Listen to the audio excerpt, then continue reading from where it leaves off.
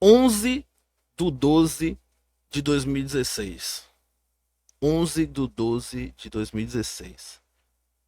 Guarde esse número que no final desse vídeo você vai entender o que ele significa. Tá? Antes disso, rapaziada, eu vou pedir para você já chegar sentando o dedo like. Eu percebo que todo vídeo que eu esqueço de mendigar like, o número de views cai abruptamente porque o número de likes cai. Os likes estão automaticamente, gente, ligados ao número de views. Quanto mais like você deixar, mais ajuda o nosso vídeo a chegar para mais gente. Então, bora tornar uma prática. Todo vídeo que você já chega, abrir o vídeo, já deixa o like. Ah, mas eu tenho que ver o vídeo para saber se o vídeo vai me agradar. Não, deixa o like logo no início. Se eu falar alguma besteira que você não concordar, você retira o like. Aliás, você dá um dislike, que ainda mesmo assim ajuda mais do que não deixar nenhum tipo de manifestação, tá bom? Mas obrigado desde já. Quem puder, deixa o hype, que é mais importante ainda do que o like. E vamos que vamos, galera. Ontem teve reunião, né, do Conselho Deliberativo para aprovação do contrato para a Arena. O que indica que realmente, ao contrário de suspeita de muitos, a Arena realmente vai sair do papel, pelo que tudo tem demonstrado, né? Tudo tem encaminhado, todas as ações da diretoria tem encaminhado para mostrar que realmente a Arena, que em princípio se pensou que seria uma cortina de fumaça, realmente é um projeto da gestão de Fábio Mota. Vamos esperar mais adiante, né, como é que vai ser esse contrato, mas ontem foi autorizado pelo Conselho Deliberativo que o Conselho Diretor faça a assinatura desse contrato. Os detalhes a gente vai sabendo mais adiante. Ainda há muitos questionamentos, muitas dúvidas em relação a essa arena. Inclusive, eu troquei uma ideia com uma fonte ontem após essa reunião do conselho e eu tive duas dúvidas, que são dúvidas também que eu tenho visto alguns torcedores fazendo esse questionamento em relação à arena. Se promete ser uma arena multiuso, se promete ser uma arena que vai gerar receita através de shows e outros tipos de eventos.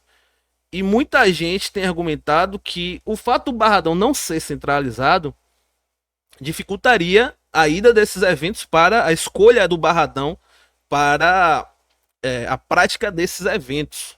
E eu tenho essa dúvida também, é um questionamento meu.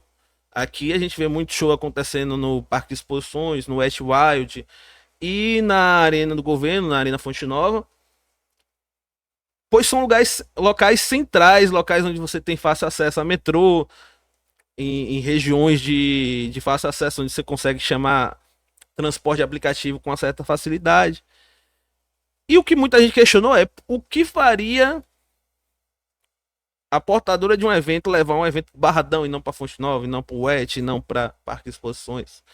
Essa é uma dúvida minha também, porque a gente sabe, a gente que é frequentador do Barradão sabe que o Barradão é um local fantástico, porém tem dificuldade de acesso, que já são muito menores do que já foi anos atrás, mas continua sendo um local afastado da área central. Isso aí não tem como deixar de ser nunca, né, pela questão estrutural e geográfica da cidade.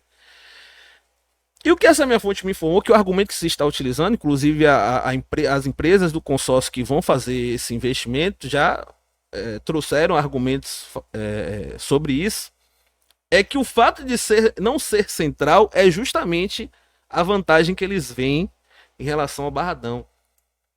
Ah, por quê? Não faz muito sentido, né? A princípio eu também fiquei viajando assim, mas por quê? A explicação. O fato de não ser um local central, não ter residências, casas ao redor, comércio ao redor, justamente ele torna atrativo pelo fato de não precisar ter algumas restrições que precisam ter nessas outras praças, principalmente na Fonte Nova, né? Não no caso do Parque de Exposições, do WET, que já é um lugar mais afastado também, embora central, embora com acesso melhores. Mas no caso da Fonte Nova, por exemplo, a Fonte Nova tem áreas residenciais ao redor e existem limites de barulho, existem limites de horário e outras restrições devido a isso. Esse é o argumento que me foi passado, tá, gente? Não é minha explicação. Faz sentido? Faz. Se isso vai ser o suficiente para convencer a levar shows ao Barradão, a conseguir contratos, porque o Vitória especula conseguir fazer de receita 20 milhões, o Vitória não, né? O consórcio, né, que vai administrar, especula fazer 20 milhões de receitas só com shows durante o ano e mais cerca de 35 a 40 milhões de sócio.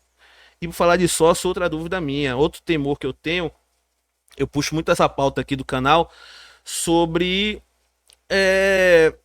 valores, né, de sócio torcedor. A gente questiona aqui muito a questão do acesso, do Barradão ser um lugar de acesso, do encarecimento dos ingressos, valores que às vezes tornam o acesso difícil para pessoas de menor poder aquisitivo. E um dos temores que a gente tem, embora eu particularmente seja o entusiasta da arena, um dos temores que a gente tem é que a vinda da arena poderia causar, consequentemente, um encarecimento de ingressos e de sócios.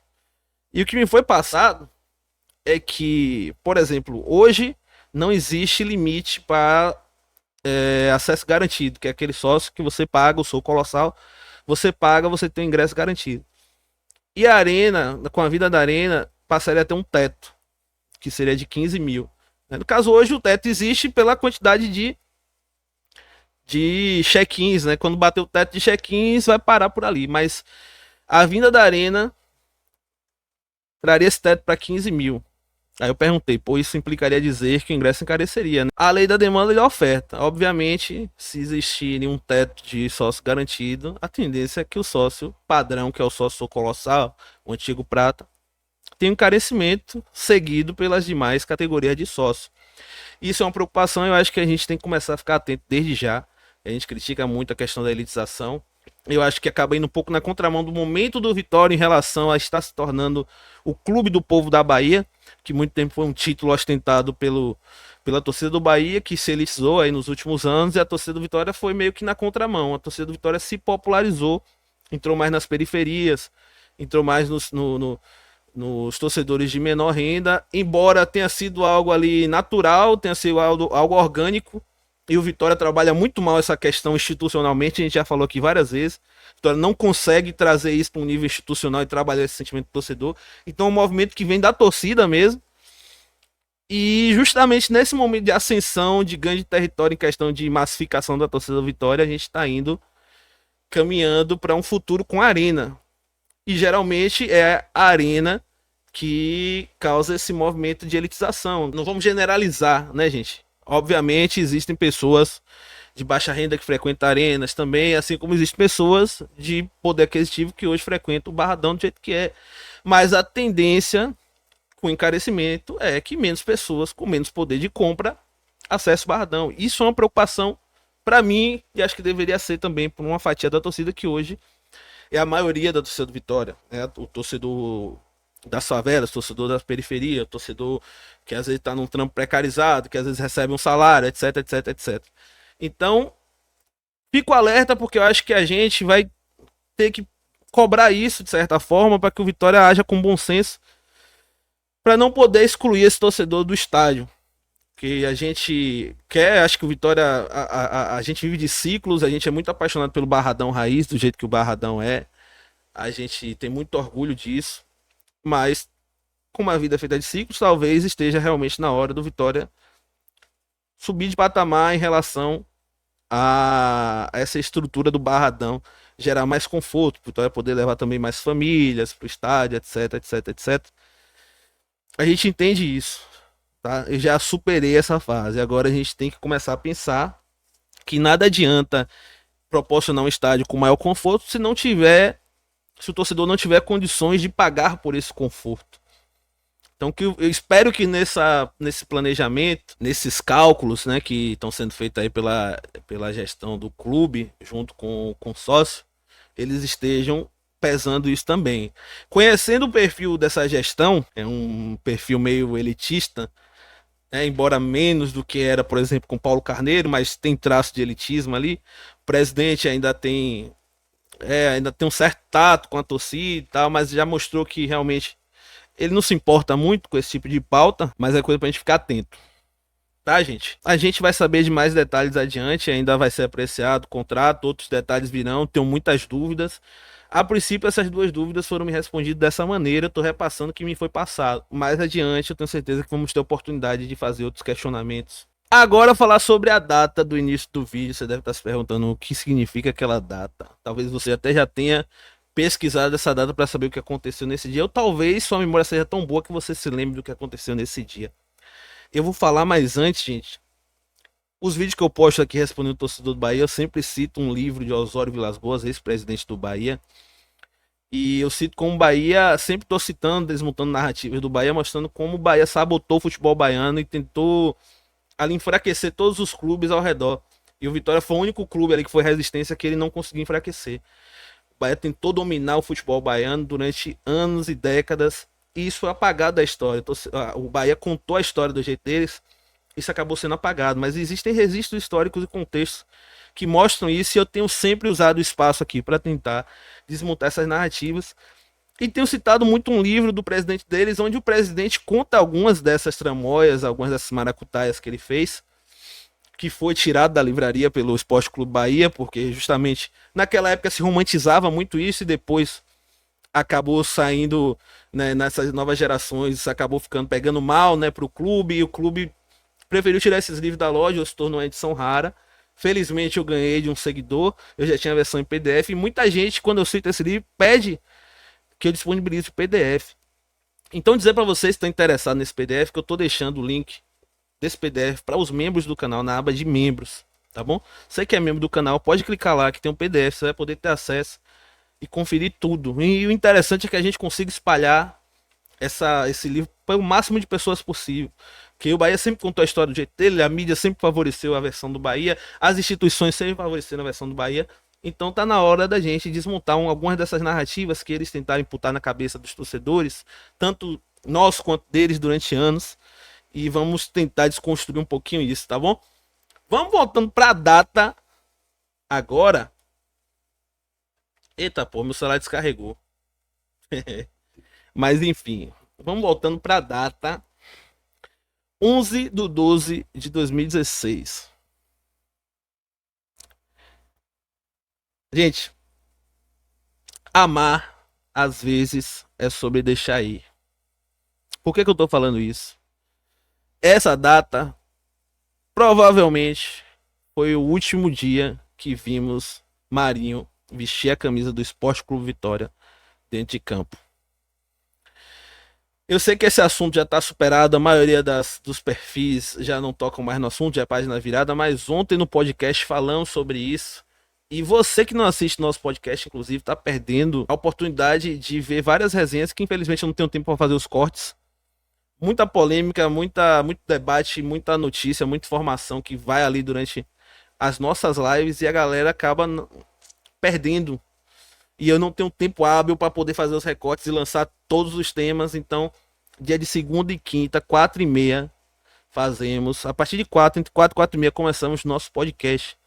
Se você ainda não conhece, se você ainda não assiste, assista. Depois fica disponibilizado. Se você não tem disponibilidade no horário, depois você pode assistir.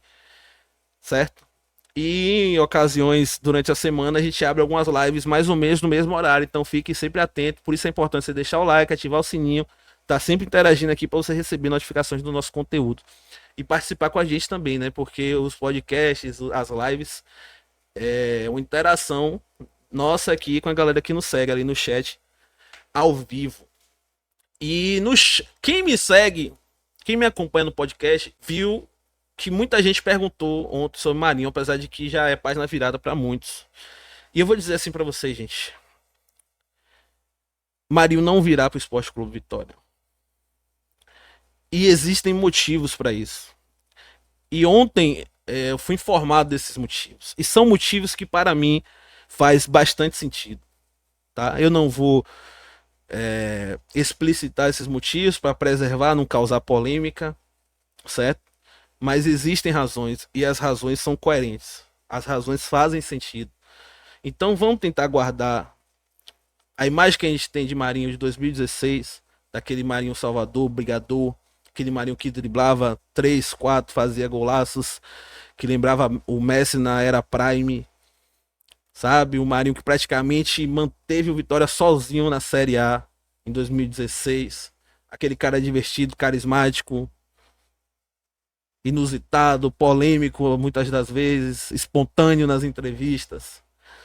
Vamos lembrar desse Marinho, vamos manter esse Marinho em nossas memórias, tá? E vamos deixar essa página para trás de uma vez por todas. Vamos manter ele como um xodó da nossa história. E acabou. Eu, durante algum tempo, também fui um entusiasta da ideia de Marinho voltar à vitória. Eu fui convencido, mesmo passar 10 anos, uma década, eu sei que ele não tem mais, sei lá, 50% do futebol para ser bondoso do que ele mostrou aqui no ano de 2016. Mas eu fui convencido durante uma época. Eu me deixei levar pelo sentimento, pelo emocional, sabe? Pela memória afetiva. E eu sei que muito torcedor vai custar a entender isso, a superar. Mas existem motivos para Marinho não ter vindo para o Vitória. E são motivos coerentes. Então vamos virar essa página, vamos deixar ir. Amar, às vezes, é sobre deixar ir. Vamos cobrar contratações que o Vitória precisa, inclusive para o setor onde Marinho joga. E isso tem nada a ver uma coisa com a outra. Vamos parar assim. Ai, é melhor ter Marinho do que. Esqueça. Esqueça. Esqueça. Esqueça, Marinho. Vamos cobrar contratações, porque o Vitória precisa. O Vitória precisa de contratações, porque o Vitória só está contratando zagueiro, o Vitória só está contratando volante, o Vitória só está contratando lateral. E do meio para frente não tá vindo ninguém. Então vamos focar em cobrar contratações em jogadores que possam vir, possam resolver o problema do Vitória, ou no mínimo elevar o nível desse setor, e vamos deixar Marinho para lá. Eu garanto a vocês, eu garanto a vocês, tá? Que tem razão, tem motivo, entendeu? E quem acompanha, tá vendo que é importante você acompanhar o podcast? Eu já levantei essa possibilidade em um dos podcasts. Aí quem me acompanha vai saber do que eu tô falando. É isso. Página virada Marinho. A partir de hoje, vamos mirar para frente, não para trás. Não esquece de deixar o like. Mais uma vez, se você não deixou, é muito importante. E até o próximo vídeo.